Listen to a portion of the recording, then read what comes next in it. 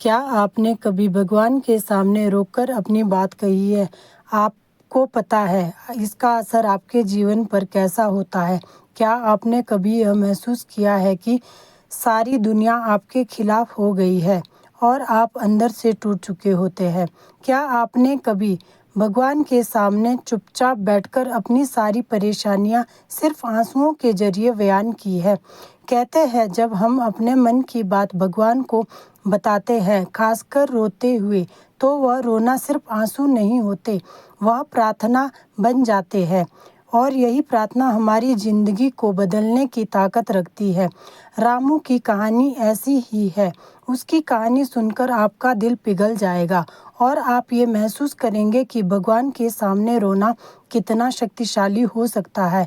रामू एक साधारण किसान था जो अपने छोटे से गांव में अपनी पत्नी और 2 बच्चों के साथ रहता था। सुबह से लेकर रात तक वह अपने खेतों में मेहनत करता, लेकिन किस्मत जैसे उस पर मेहरबान होने का नाम ही नहीं ले रही थी। कभी बारिश वक्त पर नहीं होती थी, कभी कीड़े उसकी फसल को बर्बाद कर देते थे। गांव वाले अक्सर कहते थे, रामू लगता है भगवान भी तुझसे नाराज है। लेकिन रामू ने हमेशा भगवान पर विश्वास बनाए रखा। वह हर सुबह मंदिर जाता और भगवान के सामने हाथ जोड़कर खड़ा हो जाता था। पर आज हालात ऐसे थे कि वह खुद को संभाल नहीं पा रहा था। उसकी फसल फिर से बर्बाद हो गई थी और घर में खाने के लिए एक भी दाना नहीं बचा था। उस रात उसके घर में चूल्हा नहीं जला। बच्चों ने भूख से बिलखते हुए पूछा, बाबा खाना कब मिलेगा? रामू की आंखें भर आई। उसने कुछ नहीं कहा और चुपचाप बाहर निकल गया। उसकी पत्नी ने पीछे से आवाज़ दी, भगवान पर भरोसा रखो, वह सब ठीक कर देंगे।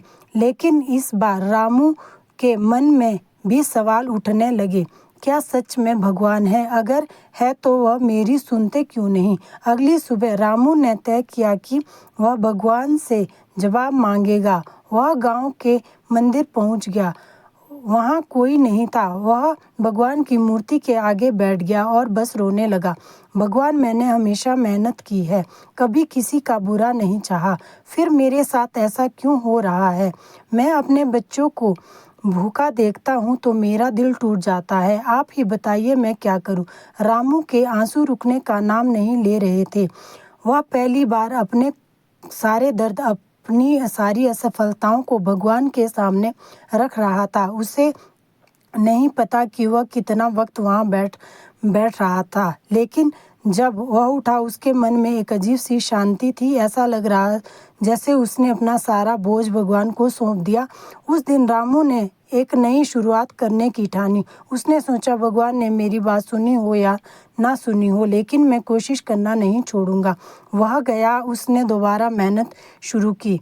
कुछ दिनों बाद मौसम बदलने लगा, बारिश हुई और रामू की फसल इस बार इतनी अच्छी हुई कि उसने ना सिर्फ अपना कर्ज चुकाया बल्कि अपने बच्चों के लिए नए कपड़े, किताबें खरीदी। गांव के लोग यह देखकर हैरान हो गए। वह रामू से पूछने लगे, रामू ऐसा क्या किया कि तुम्हारी किस्मत अचानक बदल गई?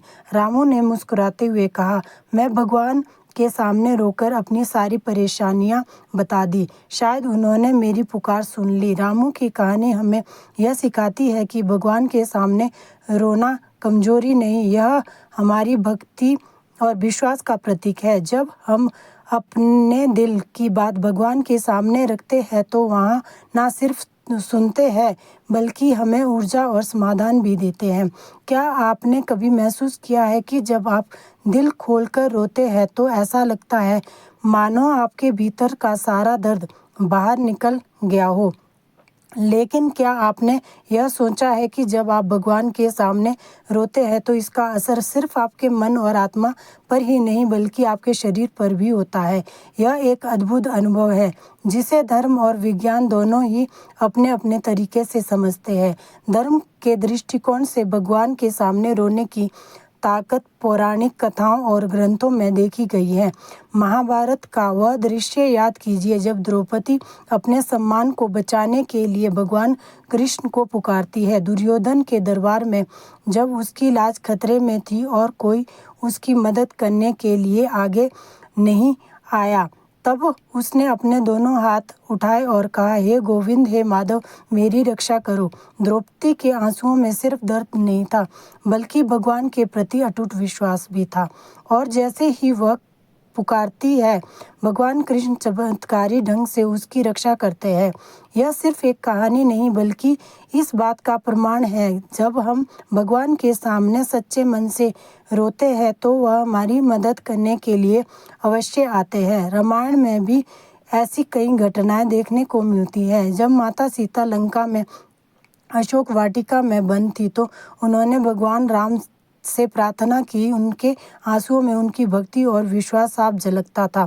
वह हार नहीं मानी। वह अकेली थी, पर उन्होंने हार नहीं मानी। अपने आंसू के जरिए उन्होंने भगवान से जोड़ने का रास्ता बनाया और यही आंसू उनके लिए साहस का कारण बने।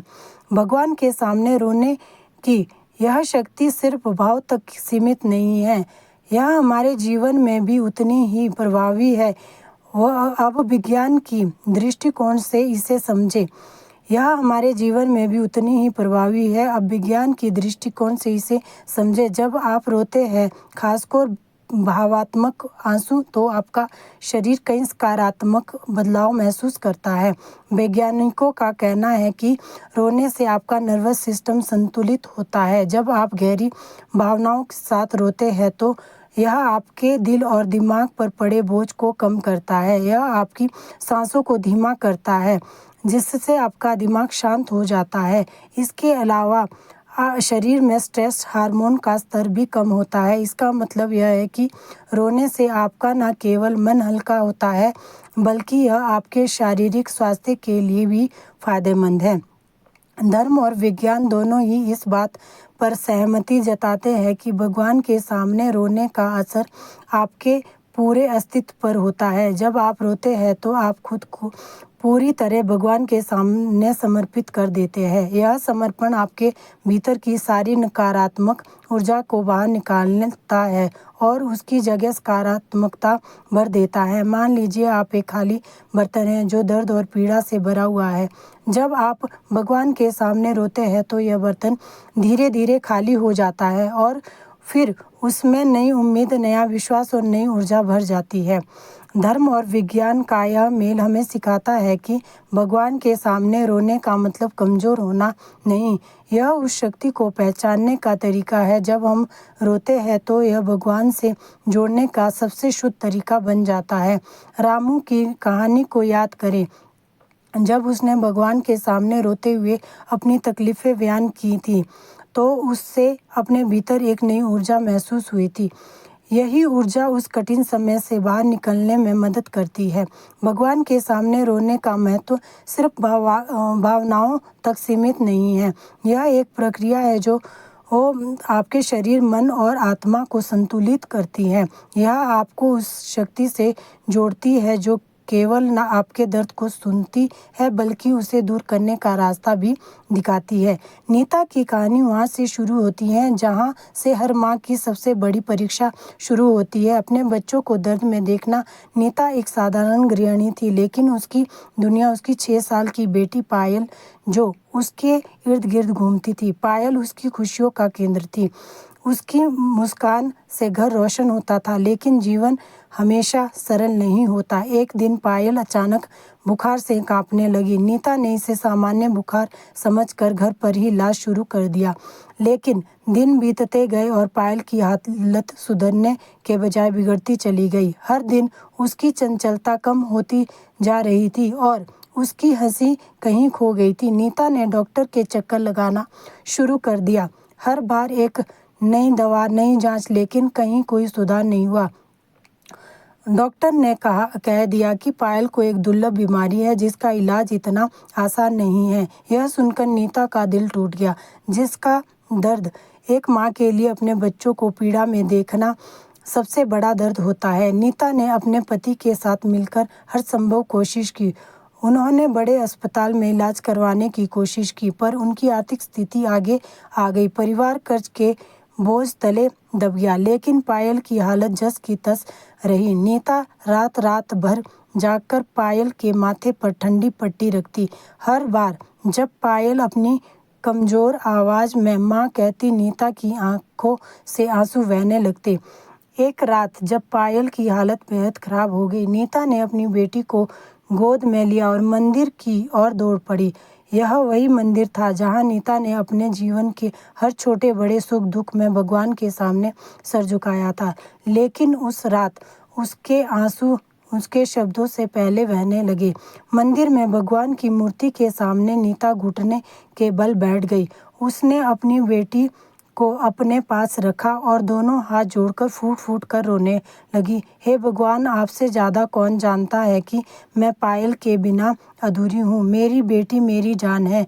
मैं हर मुमकिन कोशिश की, लेकिन अब मेरे पास कुछ नहीं बचा। आप ही बताइए, क्या मैं इतनी बुरी हूँ कि मेरी बेटी को इस तरह तड़पते हुए देखना मेरी सजा है? नीता की आवाज़ मंदिर के कोने कोने में गूंज रही थी। उसके आंसू रुकने का नाम नहीं ले रहे थे। उसने पूरी रात भगवान के सामने रोते हुए बिताई। सुबह की पहली किरण के साथ मंदिर का पुजारी आया। उसने नीता को देखा और कहा, बेटी, तुम्हारे आंसू बेकार नहीं जाएंगे। भगवान तुम्हारी पुकार अवश्य सुनेंगे। यह सुनकर नीता ने भगवान को प्रणाम किया और घर लौट आई। कुछ दिनों बाद एक अजीब घटना घटी। पायल की हालत में सुधार होने लगा। पहले जहां बिस्तर से उठ नहीं पाती थी, अब वह खुद से बैठने लगी। डॉक्टर ने इसे चमत्कार कहा। उसकी रिपोर्ट साफ थी। पायल की बीमारी अब काबू में थी। नीता को समझ में आ गया था कि वह भगवान ने उसकी प्रार्थना सुन ली थी। उसने उसे दिन बेटी को गले लगाया और कहा, पायल, भगवान ने तुम्हें मुझे वापस दे दिया। अब मैं तुम्हें कभी जाने नहीं दूंगी। नीता की यह कहानी सिर्फ चमत्कार नहीं, बल्कि विश्वास और समर्पण की भी है। जब नीता ने भगवान के सामने अपने दिल की बात रोककर कही, तो उसकी प्रार्थना ने उसका दर्द हल्का कर दिया और उसकी बेटी को नया जीवन दिया। इस कहानी में हर माँ खुद को देख सकती है। उस रात मंदिर में रोती हुई नीता हर उस इंसान का प्रतिनिधित्व करती है जो अपनी मुश्किलों में भगवान की शरण में जाता है। हम सबकी ज़िंदगी में कभी ना कभी ऐसा समय आता है जब हम खुद को असहाय महसूस करते हैं, लेकिन भगवान के सामने रोने का मतलब हार मानना नहीं, बल्कि अपने विश्वास को मजबूत करना है।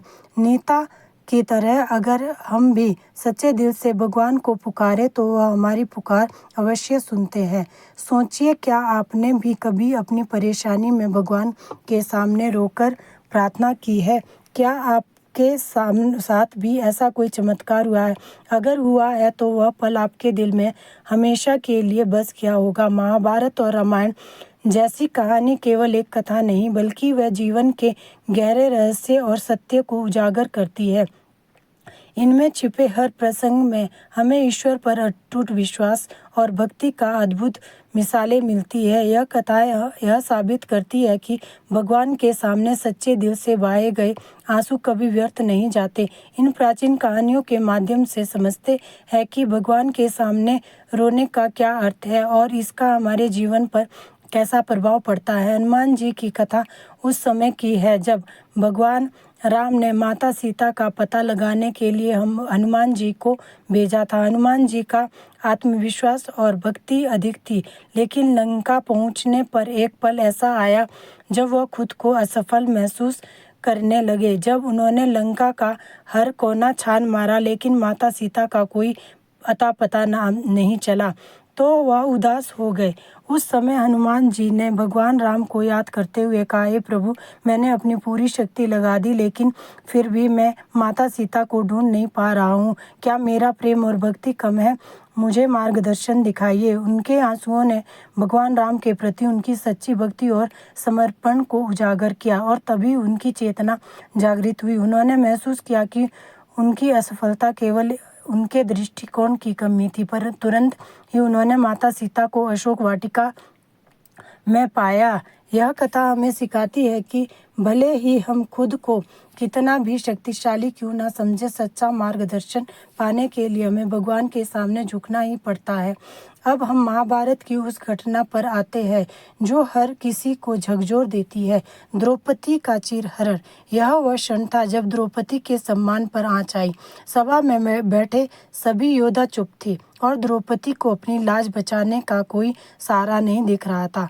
उस क्षण उसने भगवान श्री कृष्ण को पुकारा, हे गोविंद, हे माधव, यदि आप मेरे सखा है तो मेरी रक्षा कीजिए। मैं असहाय हूँ, मेरी लाज आपके हाथ में है।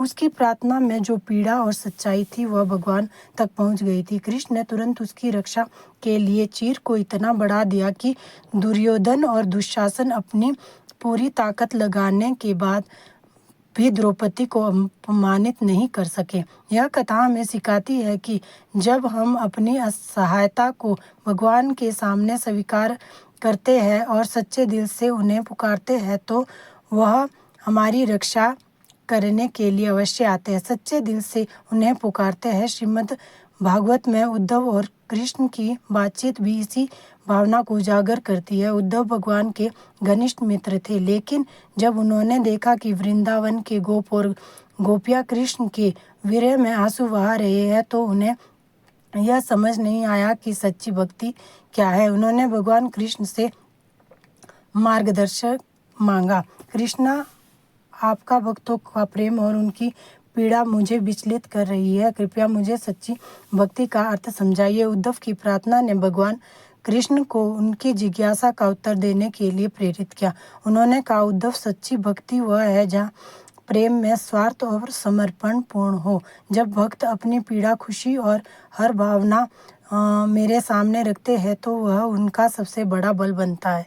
उनके आंसू उनके हृदय की गहराई से निकलते हैं और मुझे तक पहुंचते हैं। इन कथाओं में भावात्मक गहराई है। जब हनुमान जी अपने प्रभु राम के सामने रोते हैं, या द्रौपदी कृष्ण को पुकारती है, या उद्धव कृष्ण से ज्ञान मांगते हैं, इन सभी में एक समान तत्व है, सच्चा विश्वास और समर्पण। भगवान के सामने रोने का अर्थ केवल आंसू बहाना नहीं, यह उस क्षण को व्यक्त करता है जब हम अपनी आत्मा को पूर्ण रूप से भगवान के समक्ष खोल देते हैं। आंसू वह माध्यम है जो हमारे दिल की बात भगवान तक पहुंचाते हैं। आपके लिए यह सोचने का समय नहीं है कि आपने कभी ऐसा पल महसूस किया है जब आपको लगा हो कि भगवान ही आपका अंतिम सहारा है। क्या आपने उनके सामने अपनी परेशानी रोकर साझा की है? भगवान के सामने रोने का अर्थ केवल आंसू बहाना नहीं, बल्कि अपने पूरे अस्तित्व का उनके चरणों में समर्पित करना है। यह वह क्षण होता है जब हम अपने सारे दुख, चिंताएं और असमंजस उनके सामने रख देते हैं। भगवान के सामने रोने के फायदे केवल भावात्मक नहीं होते, बल्कि यह हमारे जीवन में अद्भुत बदलाव लाने की शक्ति रखते हैं। जब कोई व्यक्ति भगवान के सामने रोता है तो सबसे पहले उसका मन हल्का होता है। ऐसा महसूस होता है कि हमने अपने दिल का बोझ उतार दिया हो। आंसू केवल पानी नहीं होते, यह हमारी भावनाओं का प्रवाह है जो हमारे अंदर जमे हुए दर्द और पीड़ा को बाहर निकालते हैं। भगवान के सामने रोने से हमें सच्ची भक्ति का अनुभव होता है। यह वह पल होता है जब हमारा अहंकार पूरी तरह टूट जाता है। उस क्षण हम केवल भक्त होते हैं और ना कोई पद, ना कोई पहचान, भगवान को समर्पित होते हैं। यह सच्चा समर्पण हमें भगवान के और करीब ले आता है। कठिन समय में रोकर भगवान से प्रार्थना करने से हमें साहस और ऊर्जा मिलती है। यह वह शक्ति है जो हमें हनुमान जी के उदाहरण में दिखती है। जब वह अशोक वाटिका में माता सीता को ढूंढने में असफल होते दिख रहे थे, तब भगवान राम का स्मरण कर उन्होंने अपनी शक्तियों को पहचाना। रोने से अहंकार का नाश होता है। हमारा अहंकार हमें भगवान से दूर करता है, लेकिन जब हम रोते हैं तो हमारा अहंकार टूट जाता है। यह अहंकार का नाश ही है जो हमें भगवान की कृपा पाने के योग्य बनाता है। सबसे महत्वपूर्ण बात यह है कि जब हम भगवान के सामने रोते हैं तो हम उनसे गहरे जुड़ाव को महसूस करते हैं। वह जुड़ाव हमें विश्वास दिलाता है कि भगवान हमारी हर पुकार सुनते हैं, चाहे समस्या कितनी ही बड़ी क्यों ना हो। जब हम उन्हें सच्चे दिल से पुकारते हैं तो वह हमारी मदद के लिए ज़रूर आते हैं। भगवान के सामने रोने से हमें समस्याओं का समाधान और नई राह मिलती है। कई बार जब जीवन में कोई दिशा नहीं दिखती तो यह सच्ची प्रार्थना हमारे रास्ते खोल देती है। यह हमें वह शक्ति देती है जिससे हम अपने कठिन समय को पार कर पाते हैं। यह केवल पुरानी कथाओं तक सीमित नहीं है। आज भी ऐसे अनगिनत लोग हैं जिन्होंने भगवान के सामने रोकर अपनी परेशानियों का समाधान पाया है। यह उनके जीवन में चमत्कारी बदलाव लाता है। सोचिए, क्या आपने कभी भगवान के सामने रोकर अपनी तकलीफ़ें साझा की है? अगर हाँ, तो क्या आपको उनके उत्तर मिले? क्या आपने अपने जीवन में कोई बदलाव महसूस किया? यदि हाँ, तो इसे अपने तक सीमित ना रखें। अपनी कहानी दूसरों के साथ साझा करें। हो सकता है कि आपकी कहानी किसी और को भी भगवान पर विश्वास करने की प्रेरणा दे। याद रखें, भगवान के सामने रोना कोई चमत्कार नहीं है। यह तो सच्ची भक्ति और विश्वास का प्रतीक है। भगवान आपके आंसुओं को भी सुनते हैं क्योंकि वे आपके दिल की पुकार का हिस्सा होते हैं। बस उन्हें पूरे विश्वास और श्रद्धा के साथ पुकारें। अंत में मैं आपसे यही कहना चाहूँगी, यदि आपका मन भारी है तो उसे हल्का करने का सबसे अच्छा तरीका है भगवान के सामने अपना दिल खोल देना, क्योंकि वह हमेशा सुनते हैं। उनसे जुड़े और अपनी हर समस्या उनके चरणों में समर्पित कर दें।